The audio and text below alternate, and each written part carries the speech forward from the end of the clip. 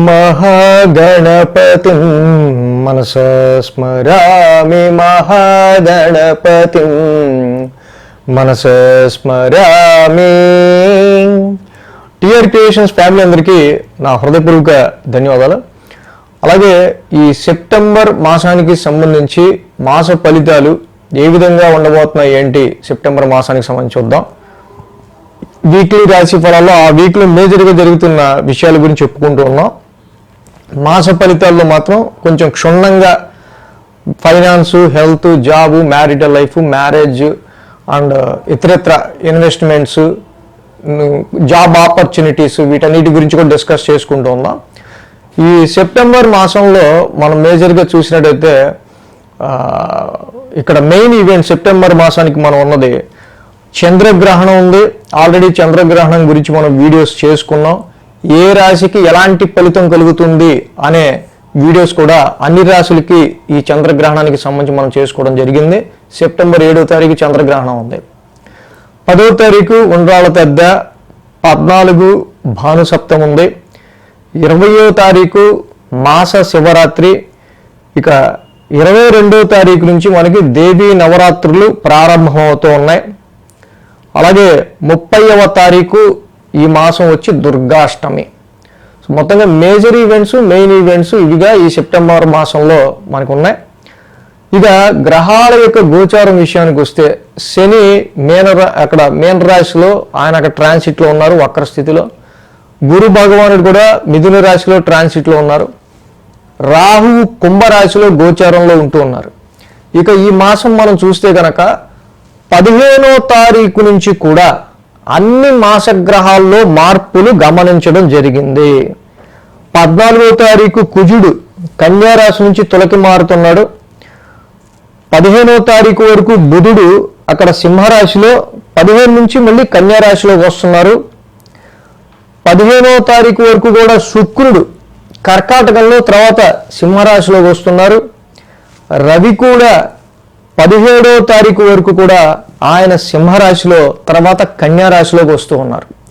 ఈ విధంగా కుజ, బుధ, శుక్ర, రవి మాసగ్రహాలన్నింటిలో కూడా సెప్టెంబర్ 15వ తారీఖు నుంచి, అంటే సెప్టెంబర్ 3-4 వారాల్లో అన్ని గ్రహాల్లో మార్పులు గమనించడం జరిగింది. కాబట్టి మేజర్ చేంజెస్ అనేవి సెప్టెంబర్ 3-4 తారీఖుల్లో చాలా వరకు కూడా చేంజెస్ అనేవి ఏర్పడుతూ ఉంటాయి అన్ని రాశుల వాళ్ళకి సంబంధించి. సో కాబట్టి ఈ విధమైన గ్రహస్థితి ఆధారంగా ఈ యొక్క సెప్టెంబర్ మాసంలో ద్వాదశ రాశుల వారికి సంబంధించి ఫలితాలు ఏ విధంగా ఉండబోతున్నాయి అనేది మనం ఇప్పుడు చూద్దాం.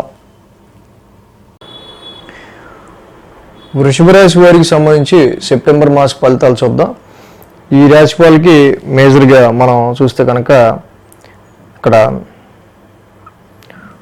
ద్వితీయంలో గురువు గారి యొక్క సంచారం, అలాగే తృతీయ చతుర్థ స్థానంలో శుక్రుడి యొక్క సంచారం, షష్టమంలో కుజుడి యొక్క సంచారం, ఇంకా దశమంలో రాహువు, దశమంలో రాహువు, లాభంలో శని. సో ఈ విధంగా చక్కగా మంచి అనుకూలమైన ఫలితాలు, మంచి గ్రహస్థితి ఈ రాశి వాళ్ళకి కనిపిస్తూ ఉంది. ద్వితీయంలో ఉన్న గురుడి వల్ల ఆర్థికపరమైన విషయాల్లో ఫైనాన్షియల్గా వృషభ రాశి వారికి చాలా వరకు మంచి ఫేవర్ రిజల్ట్స్ కనిపిస్తూ ఉన్నాయి.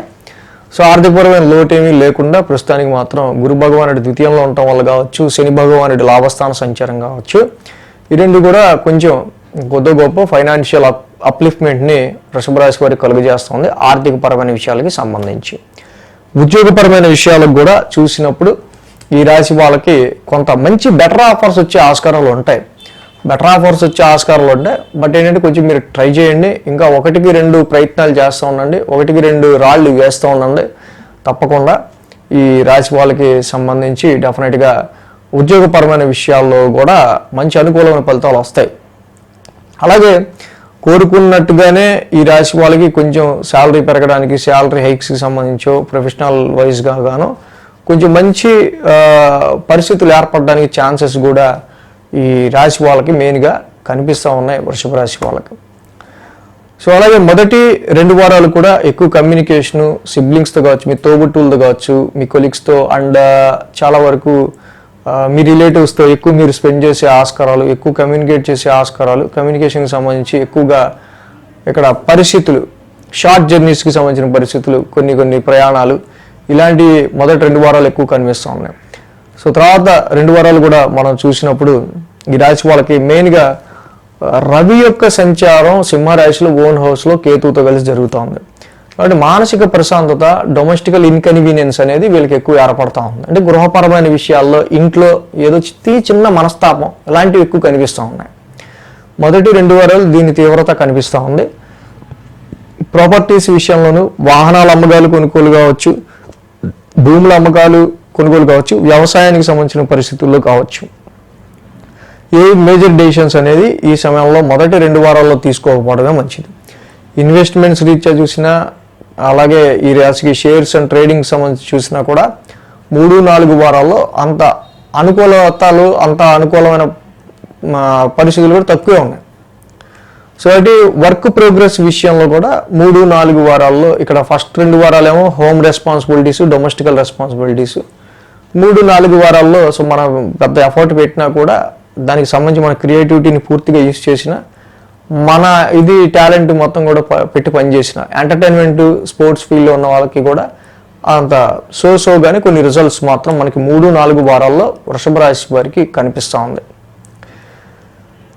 ఈ రాశికి మేజర్గా మనం చూసినట్టుగా కనుక ఇక్కడ కుజుడి యొక్క సంచారం మాత్రం చక్కగా మనం బాగా చెప్పుకోవచ్చు. కుజుడికి సంబంధించిన విషయంలో మాత్రం ఎందుకంటే 14వ తారీఖు నుంచి కూడా కుజుడు ఈ రాశి వాళ్ళకి చక్కగా 6వ స్థానంలోకి వస్తూ ఉన్నాడు. 6వ స్థానంలో ఈ యొక్క కుజుడి యొక్క సంచారం జనరల్గానే బాగా యోగిస్తుంది వృషభ రాశి వారికి.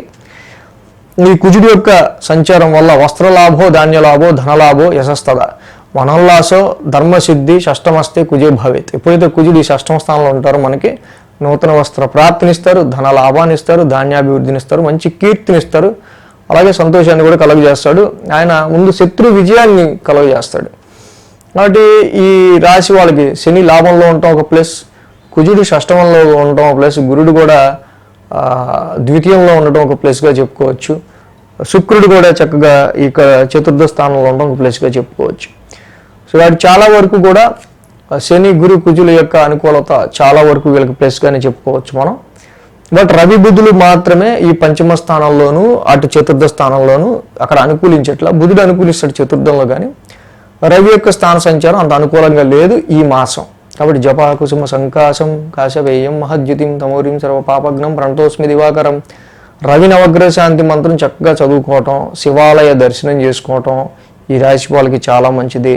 ఇష్టదైవారాధన చేసుకోవటం వల్ల ఇంకా సంతానానికి సంబంధించిన విషయాల్లోనూ, ఎడ్యుకేషన్ రిలేటెడ్, ఇన్వెస్ట్మెంట్స్ రిలేటెడ్ విషయాల్లో ఇంకా మంచి పురోగతిని వీళ్ళు సాధించగలిగే ఆస్కారాలు ఉన్నాయి. మరి ఉద్యోగ ఉన్నతికి సంబంధించి, ఉద్యోగాలు చేసే ప్రయత్నాలకు సంబంధించి కొంచెం లాభసాటిగా ఎప్పుడు ఉండొచ్చు, ఏ వారంలో ఏ డేట్స్లో ఉండొచ్చు, ఆర్థిక పరంగా గురుబలం వల్ల ధన ప్రాప్తి ఎప్పుడు ఉండొచ్చు, సంతాన ప్రాప్తి కూడా ఎప్పుడు ఉండొచ్చు.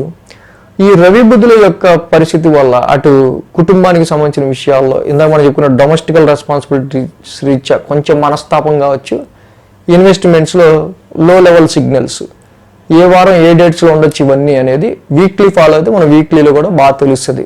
పర్టికులర్గా వీక్ ఎలా ఉంది, ఏ గ్రహానికి చేసుకుంటే ఏ రెమెడీ చేస్తే ఇంకా బాగా వర్కౌట్ అవుద్ది, ఇది ఇంకా బాగా తెలుస్తుంది.